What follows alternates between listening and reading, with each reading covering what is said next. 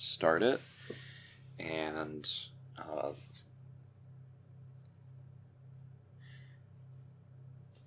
oh my god. All right, I didn't know let's who try was again. starting it. Okay, so do you want to, or do you want me to say, like, We hello? can both say it. All right. That's cool. All right, so.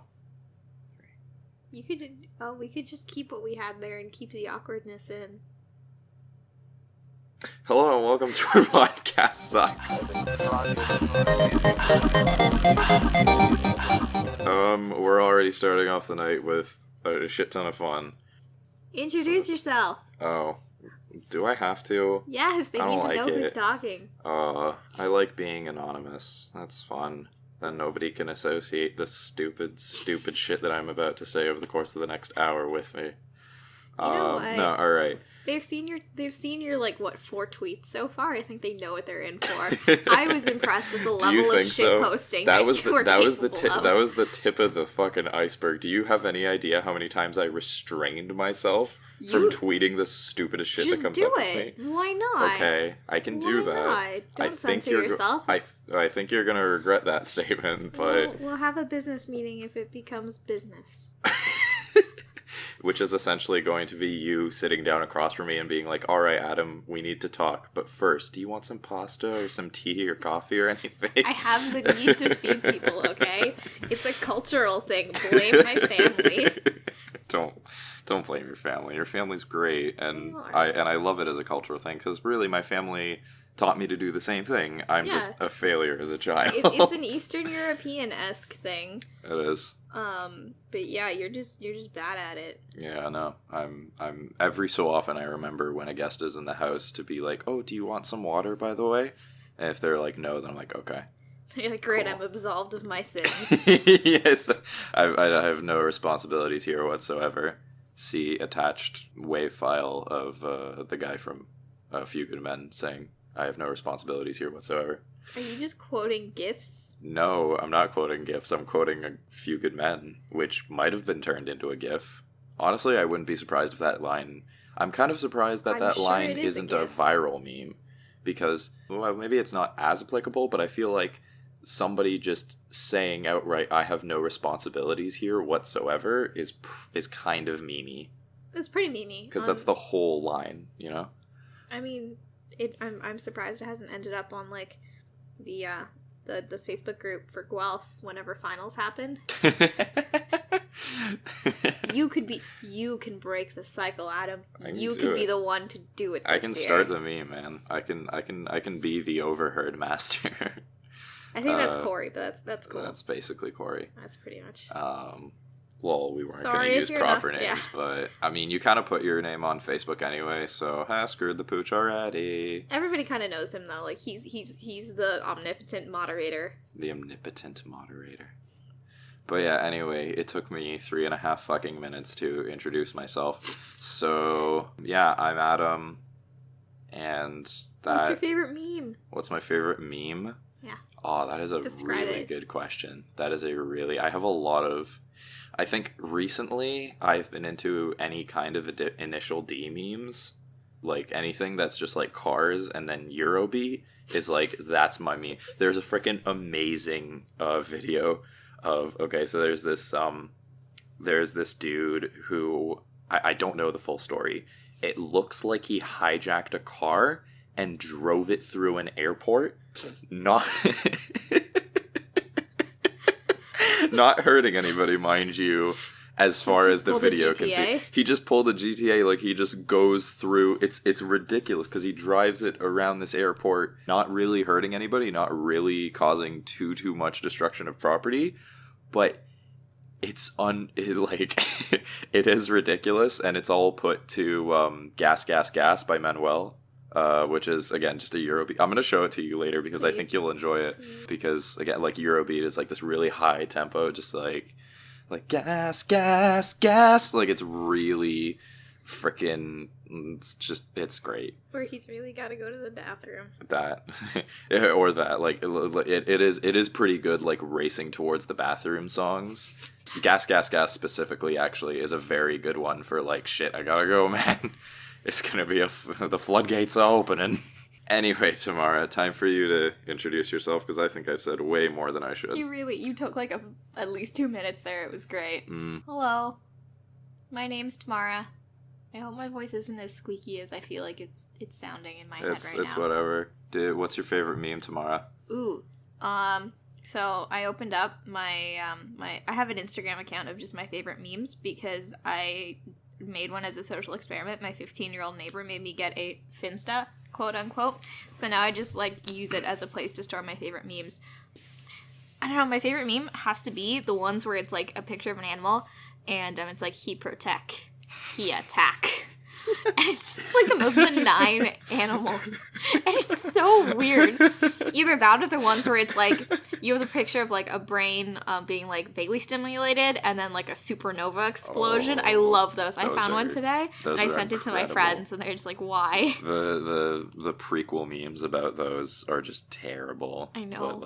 But like there's that meme is quite popular in my shit posting community that I'm part of. Yeah, like this stuff. Okay, so those more or less introductions having been done, now that you know our names and our favorite memes, I guess this is the rest of the podcast, is just us talking about the stupid shit that we had to friggin'... I don't think it's stupid. Well, it's not necessarily stupid. Most of the stuff that I'm going to say is probably going to be under the category of, like, idiotic, but let's jump right into... I don't know what you want to Childhood trauma. Okay, just jump right from memes to childhood trauma, kids. But we are going so deep. To be fair, though, we did pick out stories that were more funny than sad. Yeah.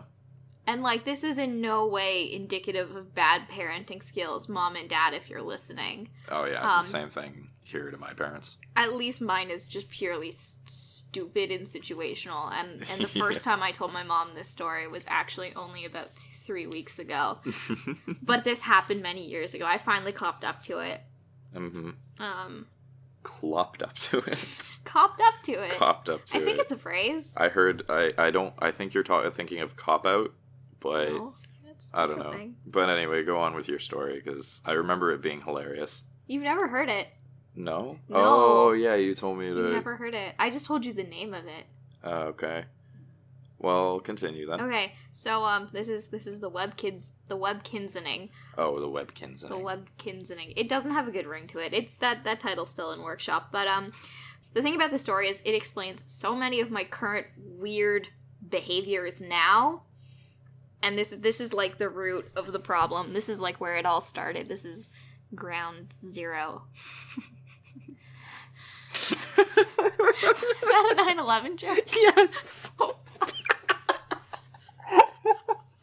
I was gonna say patient zero, but I'm like, no, that's a zombie No, movie. that's a zombie thing. Just stop thinking zero, because no matter what you're gonna do, just say it's the root of all evil that has to do with you. That's fine, even though I'm sure that's biblical too. But this was the point of this podcast, was just to like, if anybody felt like anyone that isn't already our close friend, if you wanted to become friends with us, we are just nailing the hammer in the coffin of that idea. Yep. Just don't be friends with us. It's a terrible time. There's way too many memes, most of which are inappropriate. But follow us on social media. But please follow us on social media. That's totally fine. I'm just saying, if you were just like, yeah, these kinds of people seem really charismatic and fun, like they would be like very good rainy weather friends, like they wouldn't betray me or abandon me. That's no. I mean, I like to think that we're good people. I know that Tamara is a fantastic mom friend, but it's not worth. We're the only two people who can really put up with each other. Yeah. It's rough. But please go on with the webkinsening. I kind of went in with my own thing. Sorry. That's okay. No, we had to cover a track from the 9/11 joke. just go on with the webkinsening. I'll bleep this. I don't know. Should we keep it in? Probably it will be kept in. Anyways, the webkinsening. I'm a mid-90s baby, and when I was about 7 years old, in 2000 and... I was 7 years old in 2002. 2003. Webkins were really popular at that time. They're still around. Great present. But it was my 7th birthday, And that was, like, the first birthday where, like, I had a decent idea of what I wanted.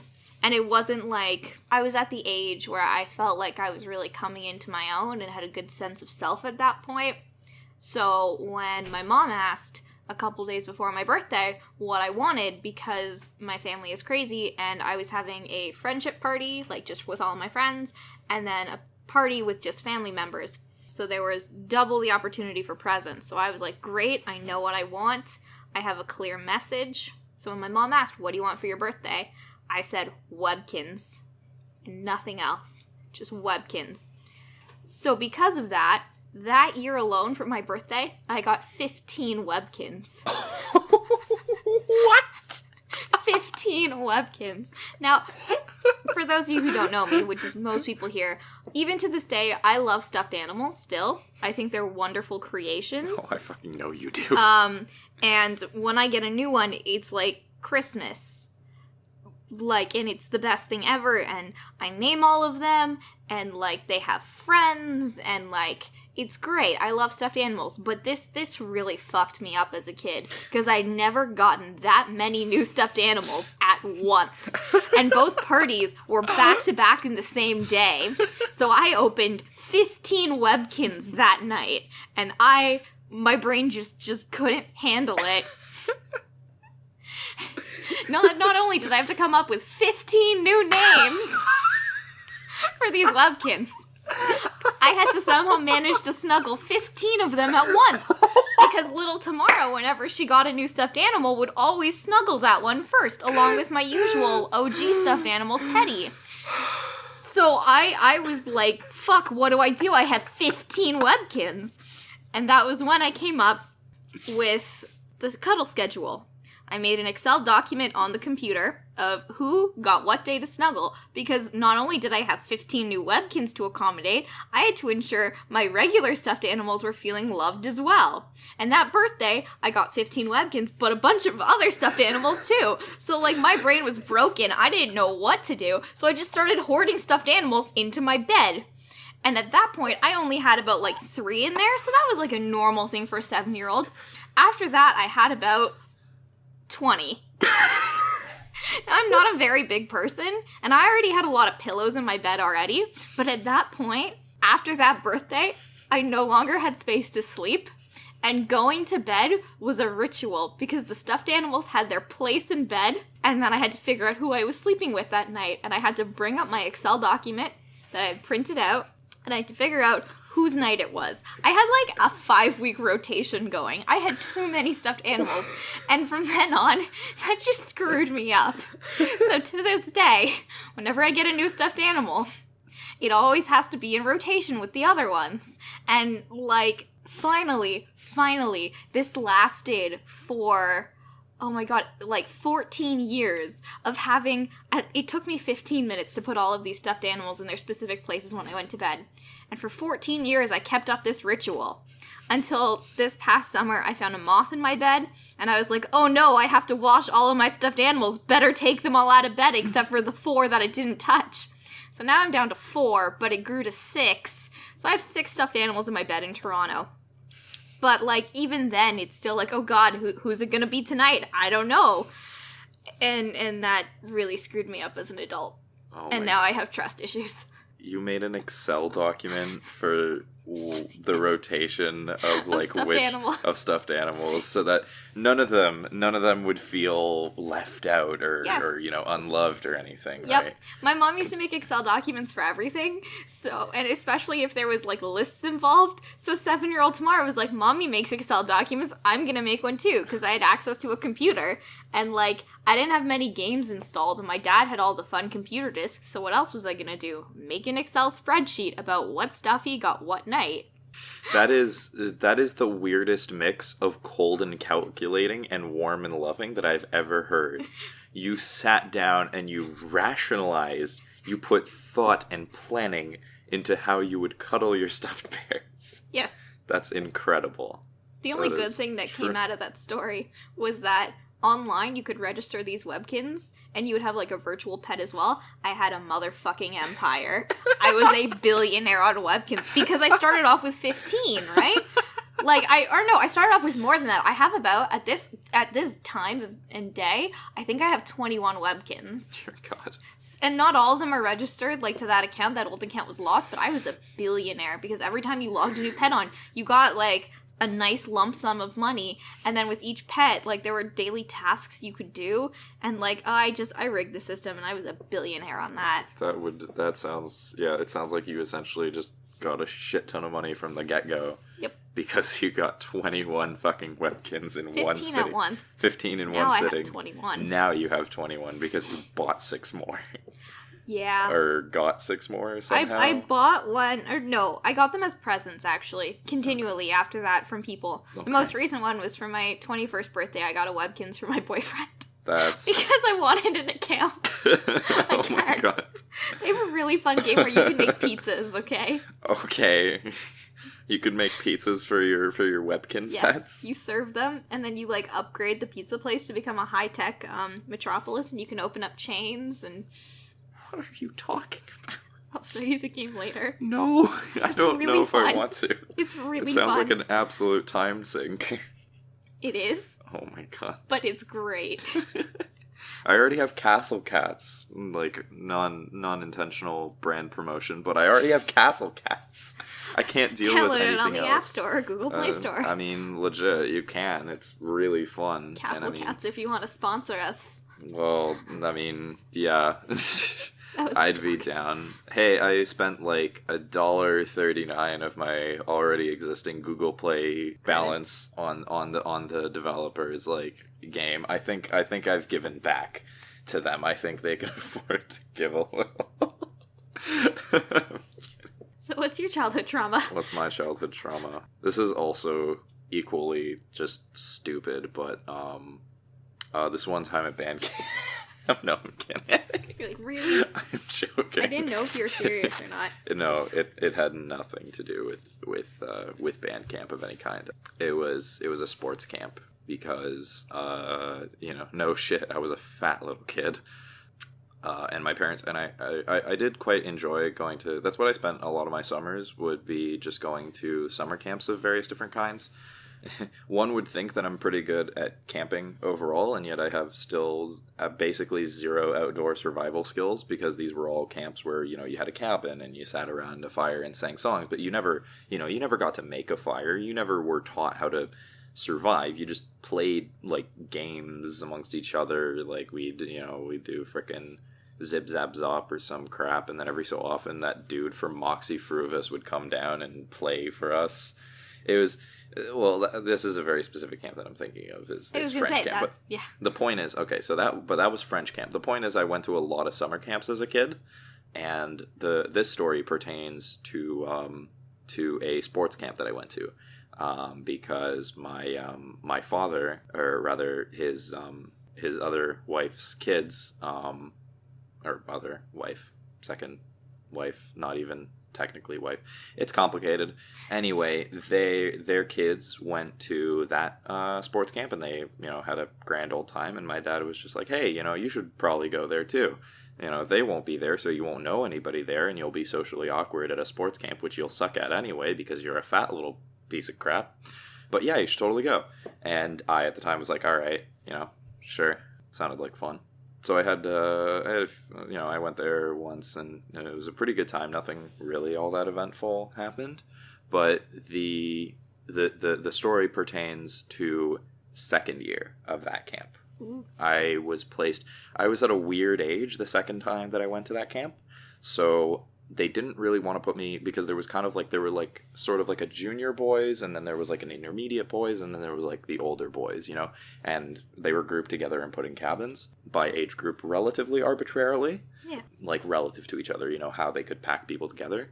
Though that particular year, I was, I think, the only 13 or 14-year-old, because the cutoff for the younger boys or intermediate boys was somewhere between 11 and 12, but okay. The seniors were all above 16. Ooh. So they, instead of putting me with the intermediate boys, because they kind of ran out of space there, they put me with the seniors. Oh crap. So side note, that was the same time that one of them walked into me having gotten onto his laptop and just listening to Because I Got High. Because that's what they exposed me to. This explains so much about your personality now. It was a great time. He walked in, he saw me just bobbing along to like, Because I Got High, Because I Got High, like this 13-year-old kid, and he was just like, okay. Right. So, but again, sort of getting off track. The point is, in second year, I was put with the senior boys who actually, like, you know, were more intellectually developed and kind of smarter in general. At one point, we got to talking about riddles. They would have like stuff like, you know, like parlor trick kind of riddles, like, yeah. You know, like four is cosmic or whatever, or like magic number 4 or whatever, where, you know, you'd have like give me a number. Oh, actually? Number. Yeah, actually. Okay, 3. 3. Okay, 3 is 5, 5 is 4, 4 is cosmic. And the point is that you have to figure out the rule behind that, and it was a bunch of different riddles like that. So then this guy drops the biggest freaking riddle bomb. This one guy from my freaking group drops the biggest riddle bomb on us, like, ever. Okay? He comes up with, he had this riddle. He was just like, all right, so let's say, once again, we're actually going to do this, demonstrate. Let's say that couch is a sock, and those curtains are a sock. Is the mic a sock? No. No, it isn't. But listen, if the TV... so much. If the TV is the sock... If the TV is a sock, and if the table is a sock, is this coffee table a sock? Yes. Yes, it is. And he would do this, and everybody was mystified. And it became like we just couldn't figure it out what the heck like the rule was. Like, what was the correlation? Like, people we brought it down to a freaking science. Like, people were having like making theories. Did like, you make an Excel spreadsheet? No, we didn't make an Excel spreadsheet. Here's what I did. I lied awake for 4 nights straight. I rolled and tossed and turned in bed because I was just like, what the fuck is the rule for this goddamn riddle? Your mind was blown. My mind was racing. I was going in circles and circles, weighing theories between each other. And it was terrible because while everybody was asleep, obviously I couldn't test any theory of mine out on this dude. So he couldn't tell me if I was right or do anything like that. I was awake for 4 nights straight trying to figure out this dude. By the end of it, I was basically in delirium, you know?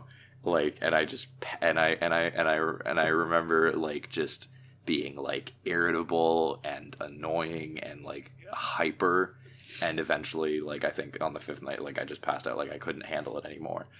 But it kept me, and still, those were like I think it was like the 3rd day that he told us, and this was like a 1 week camp. I remember that it was 4 nights, and I'm pretty sure that by the time we figured it out, it wasn't yet the last. Yeah, it was 2 weeks. It was 2 weeks. I was there for 2 weeks. But yeah, and it, like, there you go. That's my childhood trauma. Is I remember like staying awake until basically delirium, trying to figure out this goddamn riddle. Magical. Yeah. That's today's trauma story. Yeah. Brought to you by therapy. Lots of it. Oh my god, therapy would have a freaking field day with either of us. God. Alright, so I have another story to share with you guys related to something that happened very, very recently. Tamara, if you're okay with me sharing this. Gladly. So about 2 nights ago, I had gotten back from this was 2 nights ago. This was on Wednesday. No, it was on it was on Monday. Oh, sorry, it was on Monday. In any case, on Monday, I had gotten back from work, and I was really, really tired from sitting around in a convenience store and doing nothing. But I got back from work at like 10 p.m., and I kind of just opened up a bag of caramel corn and started just sitting around vegging out on my chair in my room, and then I got a text from Tamara, or a message from Tamara, saying, read it out. What? Do you want me to pull up the text message? Yeah, can you pull it up because I want to remember the exact, because you didn't lead with, okay. She led with something along the lines of like, hey, are you still awake? Or are you up? No. You said, can you pick me up? No, this was on Facebook. Hold on. I'm pulling this up. Facebook. We have too many conversations. We unfortunately have a few too many conversations. Especially recently when we started planning out this podcast. Facebook has just been the most lit thing for the two of us.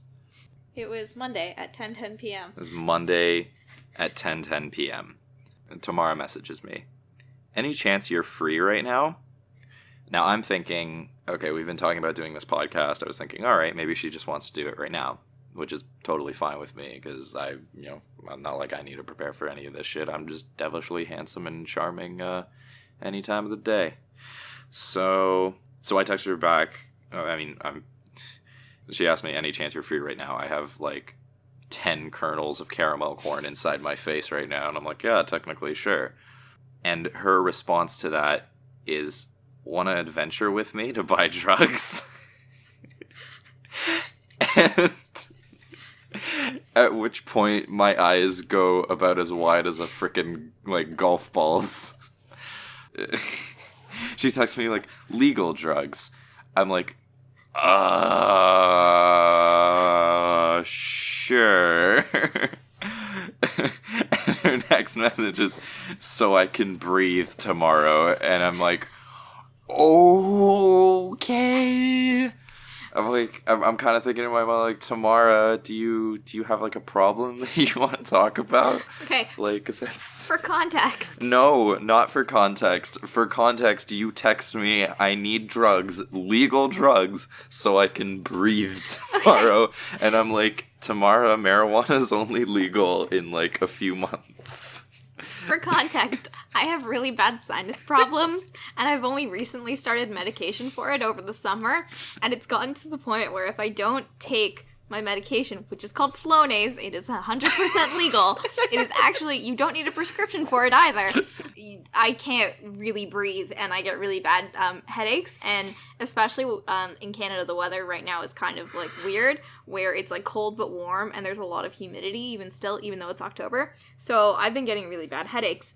So I ran out on Sunday night, and Monday morning was not a fun time. So I'm like, ooh, when I get home from school on Monday, I definitely need to go. And I was waiting for my roommate to come back, but I had no idea where he was, so I just texted Adam. And I did...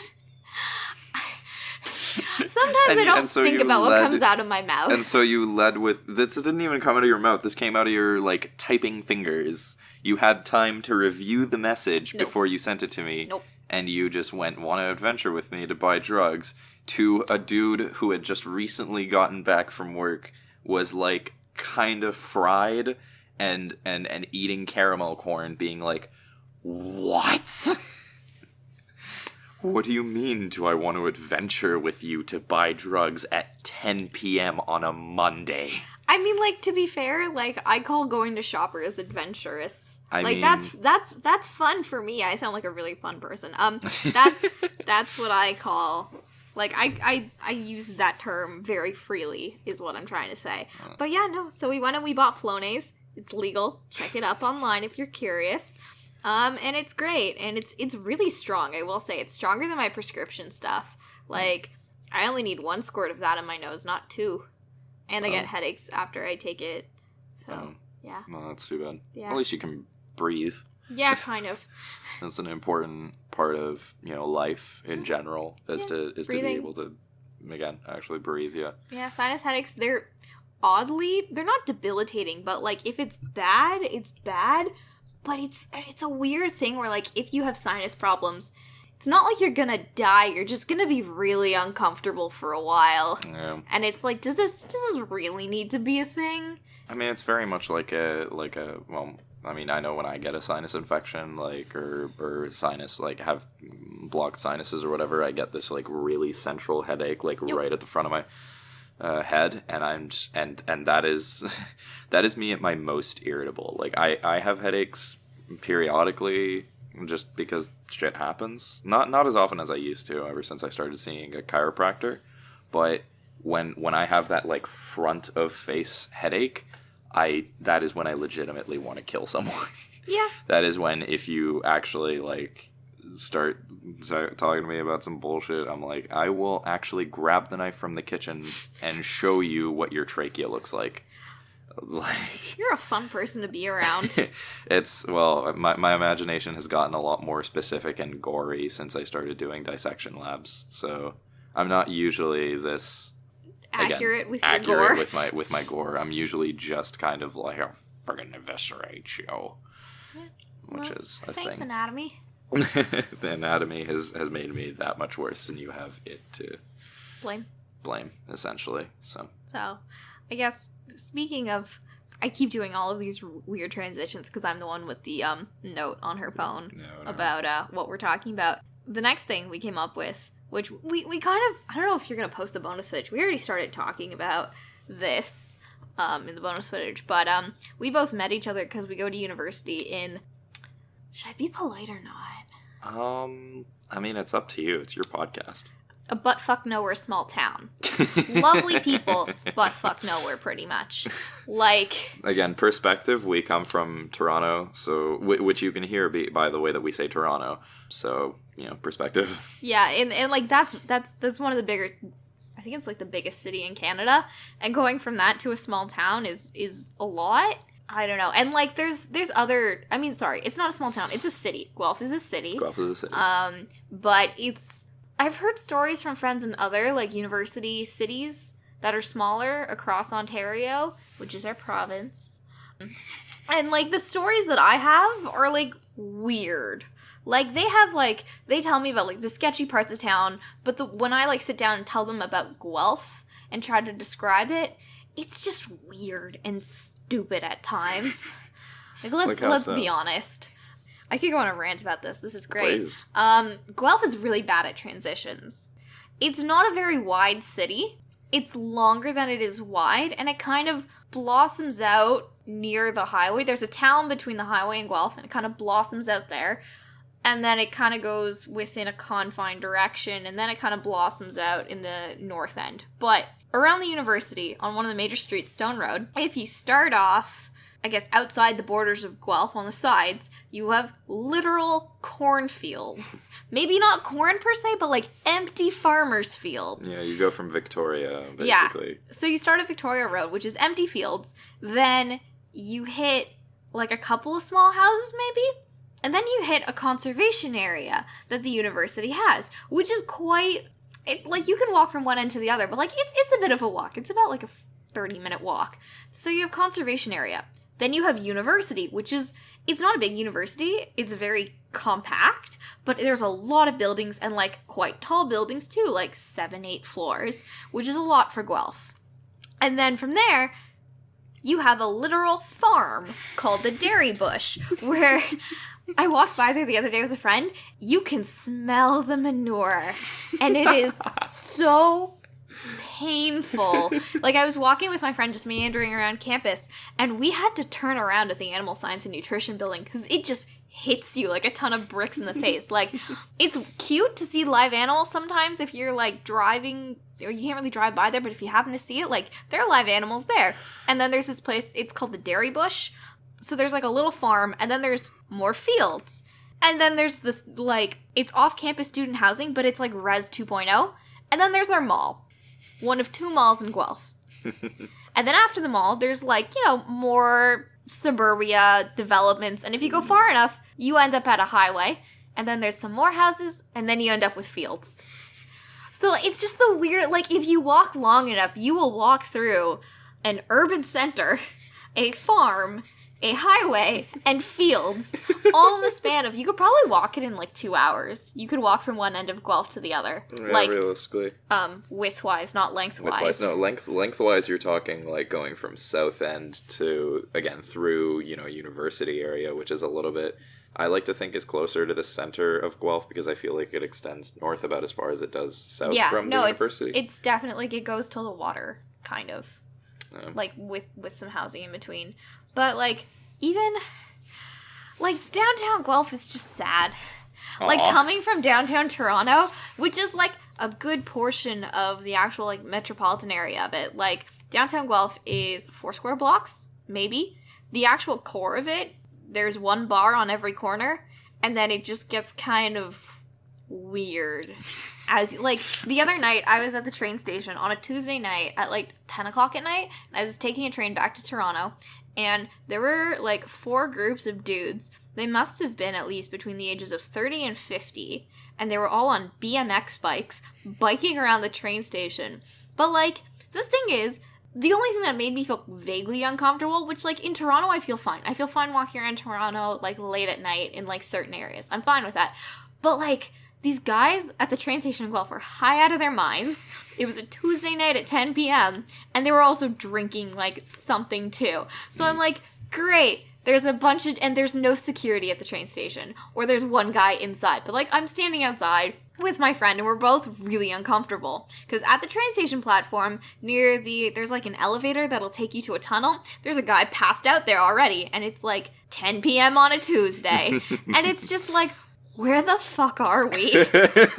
And, like, the dudes biking around the train station are all white guys. They're wearing plaid shirts with nothing on underneath that, and, like, ripped up pants. And you're like, I hate to use this, it's the literal definition of, like, country, like, hicks, but high and on BMX bikes. It was just the weird, like, it was like, this wouldn't happen in Toronto, like, only in Guelph. You're goddamn right that shit wouldn't happen in Toronto. Okay, maybe you find, like, one dude who looks like a hillbilly, like he jumped straight out of frickin' Nebraska or some shit at, like, you know, Lakeshore, where they recently, I don't know if you have been to that area, but, like, there's Lakeshore just a little bit east or a little bit west of downtown, and there's actually, like, a BMX park there now. Yeah, I feel like one time somebody would roll up there in a plaid shirt and ripped blue jeans and his, like, cowboy hat and his cowboy boots. Except you're like, a BMX bike. and a BMX bike that still has, like, some weird trucker, like he has a big horn. Like, he has a big horn on it, and on the back there's some, like, how's my biking? Some freaking like bumper sticker, essentially like a bumper sticker, and he's just like, howdy y'all, and then everybody at the BMX park falls off their bike laughing at this dude. Yeah. That would essentially be how that would go over in Toronto. Yeah. I mean, the big thing about Guelph is that we are one of the few schools in Canada that has a full-on agricultural program. Oh, yeah. So, like, we actually have people studying to become farmers, which I'm in no way talking down. I think that's really cool. But it's a weird mix of student body. And the Aggies, which is what they're commonly referred to as students, the Aggies and regular students don't really get along that well. And, like, on the most part, it's part of, like, I guess the rest of the student body's fault, because we call them Aggies and we kind of sensationalize them. We sort of single them out a little bit. I mean, like, they walk around campus with their leather jackets with the word Aggies emblazoned on the back, and they all drive trucks. And literally, oh my god, I swear to God, literally, basically every Aggie that I've ever known that drives a pickup. Yep. It's uncanny. I mean, like, it's functional. It's not just an aesthetic choice at that point. No, I know it's thoroughly functional. That's what makes it aesthetic and... Okay, I don't know. Move your mouse. Your computer screen's getting dimmer. Oh, whoops. That's what you mean. I can keep... Yeah, on a related note, though, I did want to tell you, on a related note of, like, BMX dudes drunk and high on a Tuesday. There was one time in second year when we were downtown and drinking and shit. We were just getting back home. We were at the bus stop on our way at the end of the night going home. Mm-hmm. We kind of finished up a little bit early, like it was just midnight, past midnight, and we were like, fuck it, let's go home. The bars close at 2 a.m. here. Bars close at 2 a.m. here. Yeah, so we decided to kind of pack it in for the night, and we're standing at the bus stop, shooting the shit, wait for the bus to come, and this dude comes up to us. He didn't look like I mean, I kind of have a stereotypical drug dealer / homeless person image in my mind. Mm-hmm. This guy didn't look like that. He kind of like walked up to us.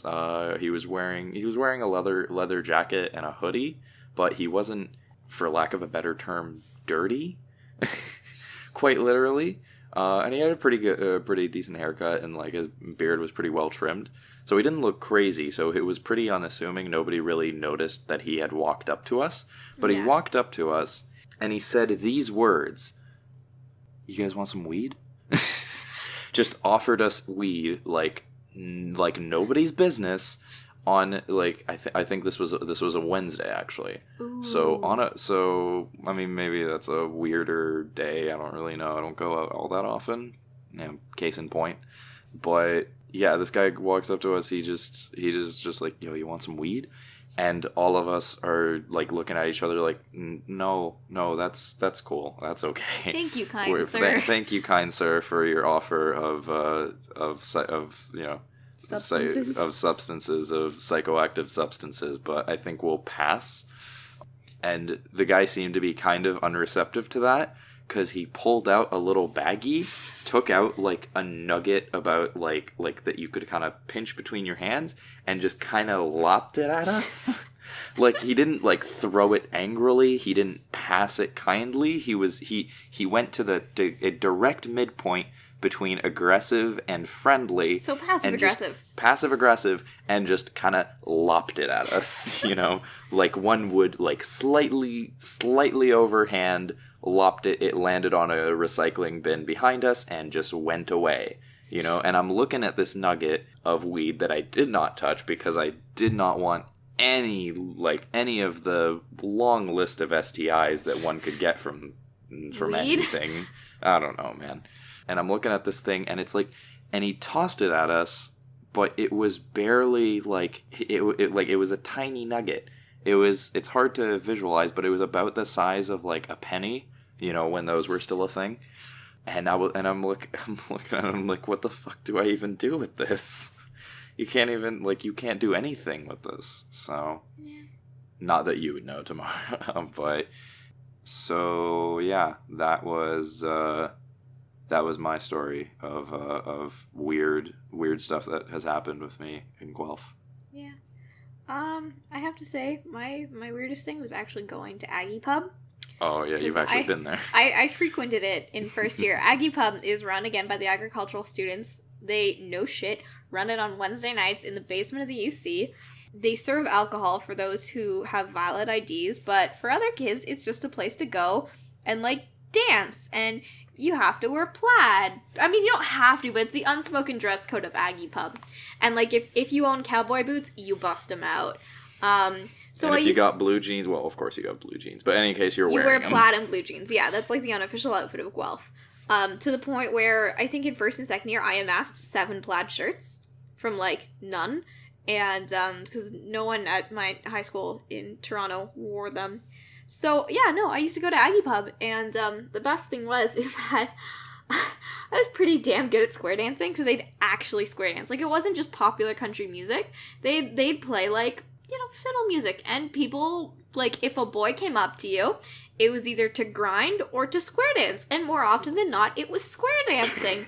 And he'd take you, and you'd trot around the little dance floor in Peter Clark Hall, and you'd square dance with a boy. Maybe you'd talk, maybe you wouldn't, and then he'd move on to the next girl. And, everybody there was drunk. Everybody there. I think I went sober once, and it was the weirdest experience, because I'm people looked really stupid, but the whole thing was really surreal, because it's just a sea of plaid. It's just plaid and bad lighting, and, I'm not a country music fan, but because I went to Aggie Pub so often, I learned, I think the year I started going was 2013, because that was my first year of university. There was Country Girl, Shake It For Me. That song where it's there's something about a truck. I think that's the title of it. There's something about a truck. Look it up. Literally every country song ever. I think that's the name. And then Wagon Wheel, because my friends really liked that, because the girls who I was friends with actually loved country music. And I'm just yeah, let's go. I like dancing. And there was line dancing. And I learned how to line dance, because I knew how to do Cotton Eye Joe from my youth. And I could line dance, so it was a good time. It seems like a good time. And my parents knew, and they to this day still make fun of the fact that I used to go to Aggie Pub. And they're like, why don't you go anymore, Tamara? And I'm like, because I'm actually old enough to go to a bar, and even then I don't go out, because Guelph is just traumatic. Like, every time we go out, something weird happens. That's true. That's true. I got kicked out of one of the more well-known and honestly dodgier kind of bars in Guelph. I got kicked out of Trappers. You got kicked out of Trappers? I got straight up, and not even for... Oh my god. There's Something About a Truck. It's an actual song by Kip Moore. Okay, so yeah, sponsorship. Literally, there's a song called Something About a Truck. If that's not a parody, I don't know what is. It's not. So, but yeah, I got straight up kicked out of Trappers, and lo and behold, it wasn't actually my fault. Really? Yeah, because a fight broke out on the dance floor. Like some people freaking got all rowdy and shit. And that's normal though for Trappers in Palace. That's fair. But in any case, they got a little rowdy. They were kind of throwing punches amongst each other, and I was off to the side a little bit. But I know that the people that I knew that I had come with, they were like somewhere in there. So I went in there, like when the fight broke out, I was like, okay, I better go in there and like kind of fish him out. Yeah. And at one point, and I'm trying to get into basically like towards the center of the dance floor, and I feel a hand clasp around my shoulder. And I turn around, and the guy at security is like, you know, is like motioning for me to kind of like. It looked like he was motioning for me to get out of his way. Yeah. So I kind of moved aside, and then he kept motioning, so I moved even further aside, and then he started motioning me off the dance floor, and I was like, oh... Like, I figured that realistically nothing I could say would get through to this guy. Yeah. So I just kind of did what he said, and he basically pulled me off the dance floor, and led me to the back door and just in the most polite way possible kicked me out of Trappers. Oh my god. So that was the thing. I was standing outside for maybe 15 seconds. I texted the people that were inside, like, guys, I got kicked out of Trappers. Like, I guess I'll meet you guys on the flip side or something. Like, we better figure something out because half of you are drunk. Yeah. So I should probably do something as the responsible adult. But again, not 15 seconds pass, another guy is pushed out by a different security guard. The different security guard looks at me and is like, wait a second. And I look at him with like this slightly pleading, slightly nonchalant look. Like, I mean, I guess I got kicked out. Please let me back in. Yeah. You know? Because the backside of Trappers empties out onto like... It's busy when the buses are there because there's the bus station, but other than that, it's like quite sketchy. There's some sketchy shit. So I'm out there at the back of, like, again, Guelph's dodgiest pub, and I'm looking back inside at this security guard, and he just opens the door and he's like, "Yo, come back in." It's like, it's cool. Okay, I know you had nothing to do with it. Like, I saw it all happen, right? Yeah. And so he brings me back in. And again, like, right as I walk through the door, I just hear from, like, up the stairs, up towards Palace, a guy yell down, "Dude, what the fuck?" You know? And my security guard who brought me back in yells back, "Dude, what the fuck do you? This is the wrong guy. He had nothing to do with it." And I was just like, bless this guy, this security guard who defended me when nobody else would, you know. You were the scrappy underdog. I was the scrappy underdog, and this guy came to my rescue, and he pushed me back into Trappers, and I went and I found everybody, and I got the fuck out of there. Yeah. And so there you go. That's my Trappers story. That's how I got kicked out of Trappers one time by no fault of my own, more or less. Yeah. I mean, the nice thing about Guelph bars that's different from Toronto bars, Toronto has a lot more niche bars, so, like, you can find exactly what you want in a bar, whether it's, like, emo night, whether it's shitty club music and overpriced drinks, or, like, anything of the sort. But, Guelph is just, it's a weird place.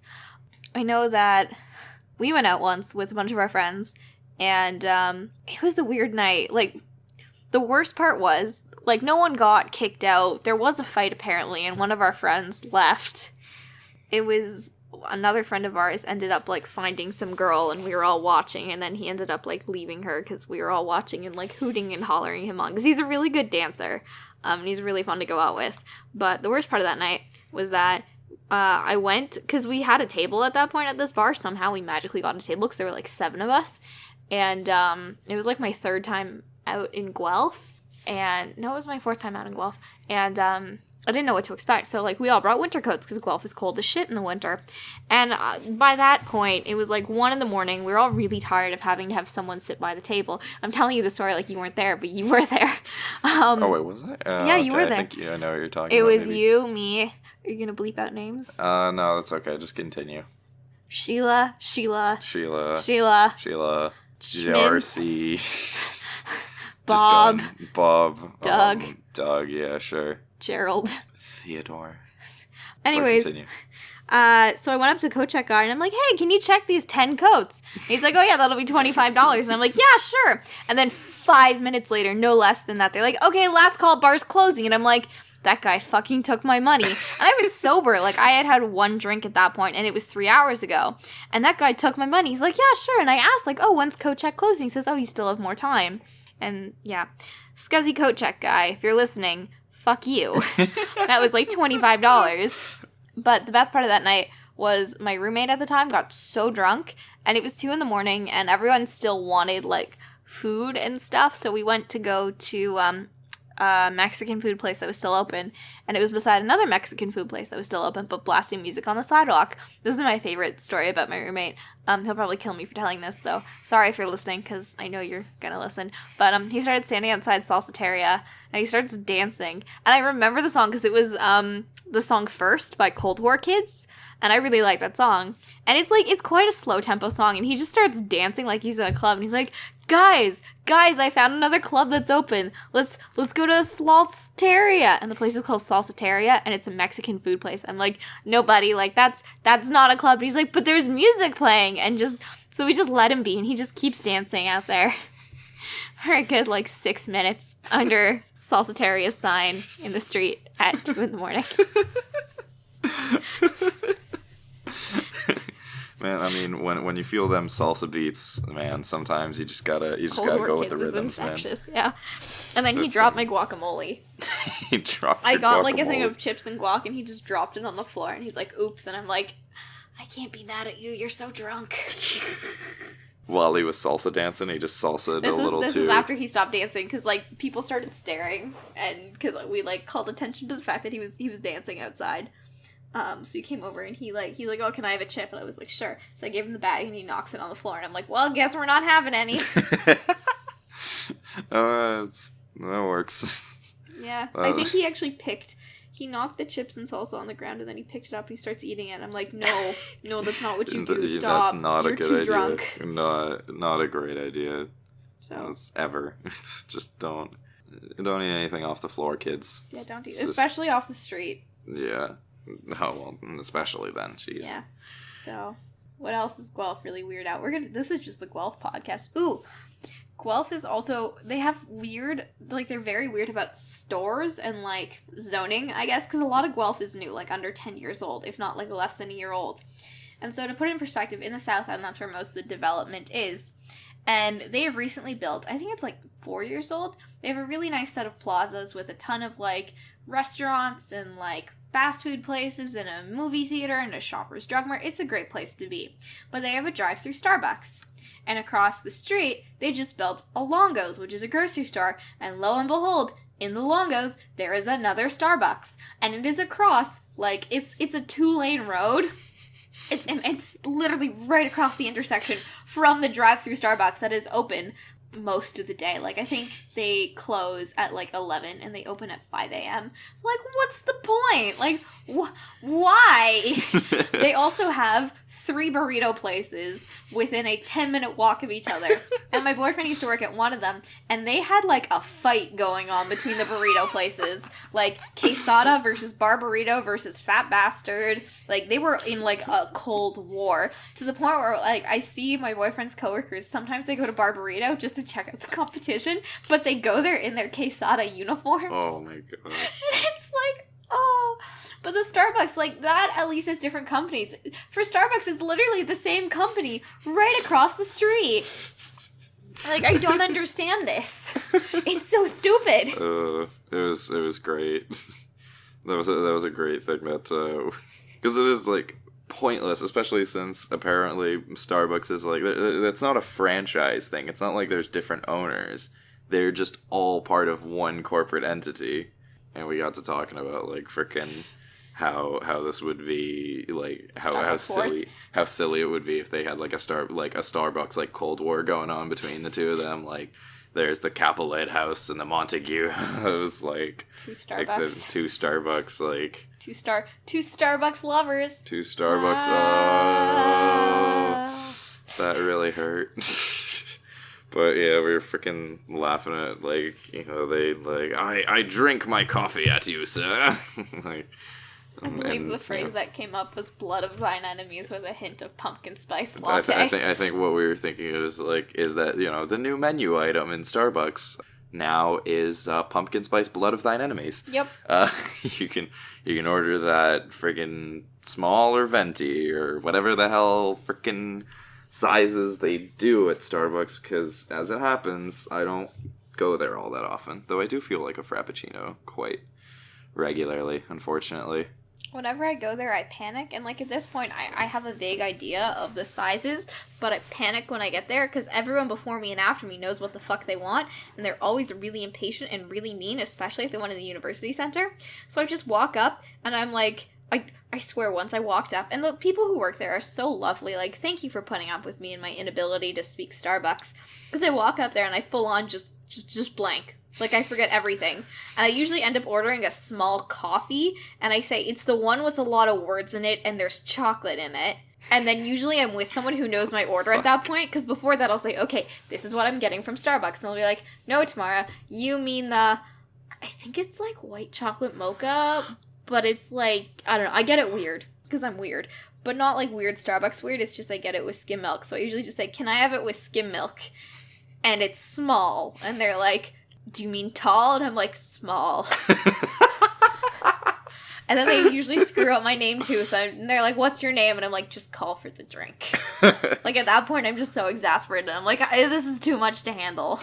I can't deal with this anymore. No, I can't deal with the frickin' remembering the name of the coffee, or the name of the name of the drink, and then name of the frickin' size. Now you people want to butcher my name? Yeah. Like, choose a thing. Yep. It was great, though. My old roommate, same one from the Salsiteria story, loved Starbucks so much. And, well, he still does love Starbucks. He's just not in Guelph anymore. And he would get Starbucks every single day. And, like, we had class together second semester, like, before he graduated and left. And, like, dude would show up if there was Starbucks involved. So I'd always be like, hey, let's get Starbucks. And he knew, like, he had this ease of ordering that I wish I could emulate when I went to Starbucks. Like, he just would walk up and be like, I'll have a non-fat coconut milk, cold press brew, avocado, white girl, millennial mortgage. And I just sit there and I'm like, what did you just order? And then, like, he'd, like, give me some and I'm like, wow, that's really good. And he's like, oh yeah, you should just order it next time. And I'm like, dude, I'm not gonna remember that. It was, like, more than 6 words.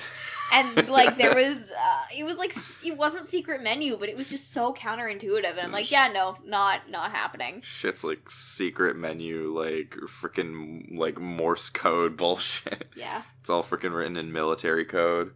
Yeah, can I have an Alpha Foxtrot Gamma? Oh my god, that is breaking anybody's ears if they're listening through headphones. So sorry. I tried to Morse Dear code. God. You tried to Morse code. You'd be looking more like... I don't know if that actually was a thing, but, like, you'd be looking at tongue clicking. Even though I'm sure that also counts as a plosive, and also blew your ears out, so... Sorry about that. I apologize, dear listener. Are we an ASMR podcast now? What is this? I don't know what the fuck we are anymore, dude.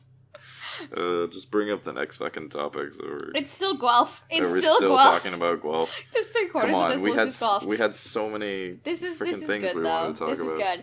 Another weird thing that is happening in the news is that the Scientologist Church Association has decided that Guelph is their new Canadian headquarters. So they're opening up the first Church of Scientology. Is it the first? Or are they just opening one in Guelph? I'm pretty sure it's the first in Canada. They're correct us if we're wrong. Tweet at us at our podcast sucks with an X. If we're wrong about the Scientology Church being the first in Canada, Like, comment, subscribe, retweet. Yeah.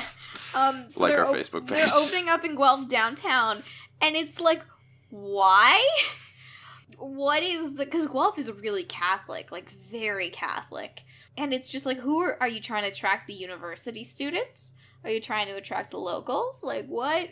Why? What's your target audience here? I mean... Is Tom Cruise gonna come and, like, do a ribbon-cutting ceremony? I'll fucking come out to that. I know we're supposed to... There's a, like, protest organizing. Like, some people want to actually protest this Church of Scientology, like, being here. Which is a weird thing when you think about it. Like, why Guelph, of all places? Well, why Guelph of all places? I mean, possibly because they feared backlash here the least. I don't know why. I would say the most. Like, Guelph, it feels like at times most of Guelph isn't freaking overheard. Oh, yeah. I'm pretty sure that basically... Yeah, I'm pretty sure that, well, we have, like, an overheard kind of Guelph Facebook page, and I'm pretty sure that anybody who's lived here for any longer than 6 months has been on that page at least once, has been mentioned, or has posted. Or has seen, because it'll show up in news feeds, too. Or has seen something, like, well, I mean, you know, I think most people in Guelph are subscribed to Overheard. Like, that's the point. Like, it feels like it's a more closed community, but realistically, I think you're talking about, like, 50 to 60% of, if not more, of Guelph is tuned into Overheard at Guelph. Oh, for sure. And is listening for their next, like, shitstorm to comment on and give their opinion on, you know? Oh, yeah. Like, it's a thing. My favorite thing about Overheard is that there was something that happened during elections, which we won't get into because that's a whole other story for itself. But they ended up citing Overheard, like the original Facebook post, in a newspaper article for the Guelph local newspaper, the Tribune, and this was online. I don't know if it was in print because I don't get the print newspaper, but they had like a picture of the original post, and they talked about how many comments and likes it got. And I'm like, oh, this is weird. This is so, like, never has it gotten to a point where journalists were aware of the activity of Facebook. Like, that's just, I guess, how big this group is. It is a weird, I think it's quite weird when you're, when it's one thing to mention that, like, in your journal article, like, oh, you know, it's exploded on social media, it's gone viral on social media, but it's quite another where you are actually reporting when you are reporting in print media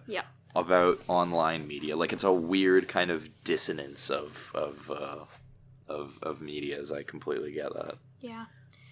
So, welcome to Guelph. Scientology. Yeah. Ooh, speaking of religious stuff in Guelph. Oh, man. Sorry, you haven't spoken much about Guelph. I'm just really passionate about how weird this place is. It's kind of weird.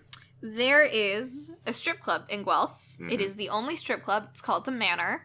I haven't been yet, but I'm trying to convince a group of friends to come with me because I feel like it would be a hilarious experience. But the best thing about Quick reminder that your mom and dad are going to listen to this. Oh, they know. They know. Okay. I've told them this story before because this church on Sundays, I gave it away. Can you cut that? Go. That not really. Oh, no. Not exactly. Okay, this strip club on Sundays turns into a church. And they cover and move all of the poles. They cover any pictures of boobs and replace them with pictures of Jesus. And it becomes a bona fide church. Oh my god.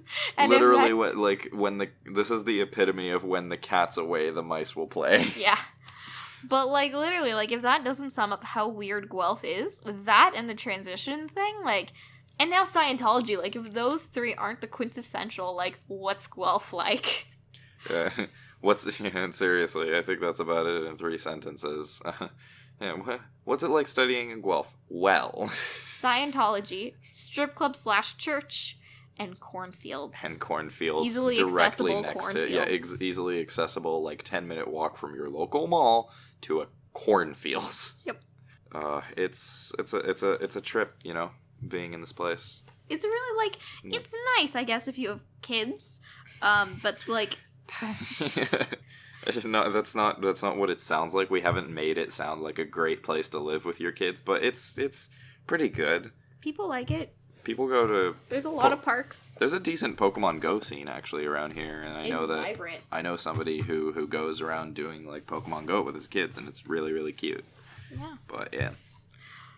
All right, so now we're gonna launch straight into our section about things that we unreasonably hate, because I really, really want to hear this rant that Tamara has got. She's laughing right now, but she will be actually boiling over in anger in a second. And I'm just going to, you know what, you introduce it. You tell us, what is the thing that makes you unreasonably angry? For the record, I am a, unusually calm person. At least, I don't get angry very often. I get pissed. But, I cool down. And there are very few things to make me, actually angry and, even show physical manifestations of that anger. But Porsche Cayenne is... is the one thing that really grinds my gears. That motherfucking car. Why do you exist? If you wanted a Porsche so bad, buy a fucking Porsche. You're paying. I'm not a car person, so to speak. I love cars. Always have, always will. But, unless the Porsche engine is that wonderful that you must have it in your SUV whilst you pick up your children from school and drive them to soccer practice, why the fuck do you need a Porsche fucking Cayenne to do that? And the other thing is, that car comes in the stupidest array of colors. I guess if you're that fucking wealthy, why not paint your car lime green? I shit you not. Or electric blue. Or hot fucking pink with a vanity plate covered in Swarovski crystals. Why? It's the stupidest car, and I see it in my area in Toronto that I live in. Fucking everyone has a Porsche Cayenne, and it's why? You could just get a fucking Toyota for half the price. I bet you it has better safety ratings. I'm getting so angry. No, please continue. Please continue. The worst thing is, I think I can escape it when I come to Guelph, right? But no, across the street from me, there's a fucking Porsche Cayenne. Why? You live in a fucking, suburbia land. Why not get a Honda or a Toyota? Or I'm so angry I can't think of car names, except for Toyota and Honda. Hyundai? It's just... Why do you need a Porsche Cayenne? And it's so stupid, and it's the car itself looks stupid. It looks like you took a Porsche, stretched it on Microsoft Paints, and wrote in douchey writing on the back, Cayenne. Why do you need a Porsche Cayenne? It looks stupid. Porsches, at this point, according to, my car fanatic friends, aren't even that, cool and hip and, a luxury thing anymore, because everyone and their fucking brother has one. Why do you need a fucking Porsche Cayenne? It just makes me unreasonably angry, and I don't know why, and it's awful. And, ask my parents, whenever I see one, I'll point out Teslas, because Teslas make me happy, and then I'll point out Porsche Cayennes, because no matter what I'm doing, if I'm on the phone and I see a Porsche Cayenne, I'll go, God fucking damn it, there's a Cayenne. I don't know why. For the record, my cheekbones hurt. I feel my pulse. I've done this before. Her pulse actually quickens when she talks about Porsche fucking Cayennes, guys. I hate them so much. I'm talking actually goes up from a solid 70 BPM to 100. It's awful. It's unreal, man. I mean, I sort of understand because they're stupid. Again, all of the stuff that you're saying makes perfect sense. It just the fact that you care so much is the thing that makes it just all worthwhile. I don't know why either. This is a recent development. Within the last 2 years of my life, I have grown to hate Porsche Cayennes. My other roommate just walked in and texted me trigger warning. Thanks. Oh wait, names. Well, bleeped. Thanks, blurp. Blurp. But yeah, Porsche Cayennes can suck my ass. Maybe don't put that in. I'll be sure to control that. Stop it! Go away! Why are you showing me that? My roommate walked up with a picture of a fucking Porsche Cayenne. The whites just look so douchey. Why get a white Porsche Cayenne? Blacks, I guess they look streamlined if you really enjoy the look of a weird stretched out. They're the fucking, like, oh, what's that called? They look like beta fish, if you think about it. Because the headlights are on the side and they're bulging out. They're the beta fish of cars, but less cool. Please, Tamara, I swear to God, I'm gonna have such sore cheekbones after this. I just hate Porsche Cayennes, okay? I know, okay. So... What do you hate, Adam? What is it that I unreasonably hate? I had it recently. I have a terrible memory. It's really, really annoying to try to remember anything. I don't know. I have a terrible memory, and we were talking about it, and I had an idea of what it was that really, really annoyed me. But I can't quite think of what it is now. I might come back to it. There is something that at least mildly annoys me, and that is seeing a goddamn sports car on a university campus, okay? Let's talk for a little bit about what that implies about you, alright? You are going to university. Okay, I guess that I'm kind of assuming a lot in this scenario, but... If there is a sports car on campus, and there's at least 3 known ones. Oh yeah, on Guelph campus, I see them actually relatively often. There's a Lamborghini, a Maserati. There's a couple of Porsche Cayennes. Well, that's not even a goddamn sports car, but there's another one too. It's so douchey. I'm telling you, man. Some people drive up to this university in their goddamn sports car. They park their goddamn Lamborghini next to the Honda Civic on the one side and the Hyundai I don't even give a fuck on the other. Or a truck. Or a pickup. And there it is, and there's a Lamborghini on a university campus where regular conversations are, I don't know what I'm going to eat tonight because I don't have any money left. Yep. What the fuck are you doing at this, and especially, it's because if you're a rich kid, okay, you know what, I don't have anything against rich kids, except for the fact that you tend to be douchebags, but that's besides the point. Why are you at Guelph if you're that rich? Why not go to Western at that point? Yeah, exactly, that's what I'm saying. You are in Guelph, the agricultural school for kids who are going into farming or environmental sciences. Or environmental sciences, or veterinary medicine, who love animals and love nature and love getting dirty, and more likely than not aren't awash in money. What the fuck are you doing on this campus, probably getting a degree either in something that's going to prepare you for law, or just some bullshit bird degree that you pulled out of your ass? What the fuck are you... Why is there a Lamborghini next to my goddamn, mom car. Mom car or whatever, or on the one side, and then on the other side, the Jeep? What the fuck is this kid doing here? And that... And if this and it also pisses me off, the concept of a rich kid. I like to think that Guelph is, again, a relatively small city. Yeah. I like to think that its people are kind of, earthy and humble and well, maybe not. Okay, maybe that's a preconception. Not those kids. But it's just well, not those kids. That's what pisses me off is because scenario, fuck, if you earned for that amount of, if you earned the amount of money before going into university that would allow you to buy a Lamborghini. No, probably not, because that sounds more or less impossible. B, back to my first point. What the fuck are you doing in Guelph? Yeah.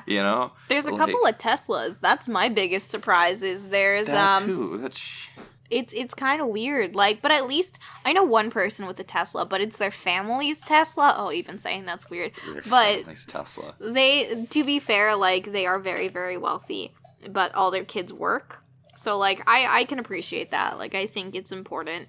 And the other thing, too, is, it's not just sports cars, but there are luxury car brands there, too. Outside of Lamborghini and Maseratis, there's Audis. There's fucking Audis on campus, too. Maybe you're a prof who gets hella dollars. I mean, that's... But even still, that's really not that common. Yeah. Why are you driving a freaking Audi? Or a Porsche Cayenne? Or a Porsche Cayenne. Well, that's... Jesus.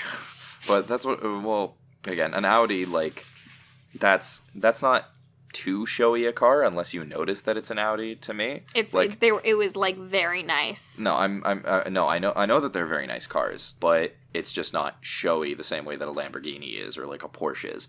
So, you could be a professor, like, driving up with your Audi or whatever. And this also applies again back to the Lamborghini thing, back to the sports car thing. You could be a professor who has earned a lot of money and is driving up to campus for lecturing with your Lamborghini. Great. You know what? If cars is your passion and you just really, really like cars, then, sure. I don't know about too much about cars, but I'm pretty sure that you could still... At that point, you usually have 2 cars anyways, so it's At that your point, you choice usually have to 2 drive cars it. anyway. You have your choice to drive it. And I'm pretty sure that if you're really that into cars, then you could have a car that is decent and then like kind of fuck around with it with the performance not too much, because some of that shit is illegal. But my point is, you're still driving up to Guelph University campus in a fucking Lamborghini. What the fuck are you doing here? Hey, if you're listening to this Lamborghini, man, feel free to pick us up from our houses at any time, too. Oh, yeah, no, We'll sure. join you in the douchebaggery. We just don't like being left out of it. Okay, well, like... Unless you drive a Porsche Cayenne, then go fuck yourself. Oh, yeah, no, if you're a prof that's driving a Porsche Cayenne, don't let Tamara into your car. She will actually, like, flip her shit inside of that car. I don't know if you've ever been inside of I've never, and I don't plan on it. I feel like it would be like kind of trying to bring two opposite and two of the like similar ends on a magnet together. Like if you actually got them in contact, that would be like the freaking singularity. Like we'd be looking at like the solution to every physics equation in theoretical physics for the past like 20 years. You want to know what else is on a similar level? Like, this doesn't bother me, I just question it. There's, this is more of a fashion-y thing, but there's a new rise in wearing, like, Gucci is all over the place now. Like, everyone fucking loves Gucci, myself included. But what I don't understand is, why would you spend between $300 and $1,000 on a Gucci belt and then wear it to university as a student? Yes, I can't fucking tell with like a pair of American Eagle jeans. Like, that just brings everything down. Like, if you're gonna go for the Gucci belt, I want to see your fur coat. I want to see you with that, like, RUMI stuff. I don't want to see you wearing fucking Garage or American Eagle with your Gucci belt. Like, why? That's just like having a Corvette, and then your inside is cloth seats, but, like, the type of cloth that you would use at movie theaters as carpets. Like that really bad 90s really, patterned like, interior. Stupid, yeah, like it's primarily blue, but there's all kinds of there's weird stars colors and shit. Like abstract shapes. Like they're not even they're irregular stars. Like one of them is a star, but then you can only identify the rest of the figures based on the fact that one of them is a star, because realistically if you saw them alone, they'd look more like pears or something. Yeah, exactly. But like it just cheapens the whole thing. Like why? I don't know. Also, like, why are you wearing designer clothes to university? Yeah, seriously. Like, I'll show up in my fucking hoodie and sweatpants. Like, I don't give a fuck. Yeah. Like, I have nice clothing. Like, I have a couple of very nice items. I don't wear them to school. No. Like, when I wear them, it's if the weather is perfect, if it's not too windy, and, like, I spend time getting ready in the morning, but it's not like I wake up and it's like, I'm gonna bring my Gucci belt today with my American Eagle jeans and my, like, fur coat. Like, let me go get ready for school and put a backpack on top. That's just... If I saw somebody, like, actually who went to campus, like, fully decked out in their Gucci and their fur coats and their, like, best dress and shit, I would make it my fucking mission to pin, like, to tape, like, some sort of, like, kick me type sign on the back of them every single time I saw them. I mean, like, I'll dress up for school sometimes, but, like, I don't bring out my best. Or, like, I don't know, I bought a really fluffy coat today. It's not, it looks like, the way I described it was it looked like I murdered a teddy bear, kind of. It's, like, really cute, and it's white, and it was from Forever 21, so it wasn't that expensive.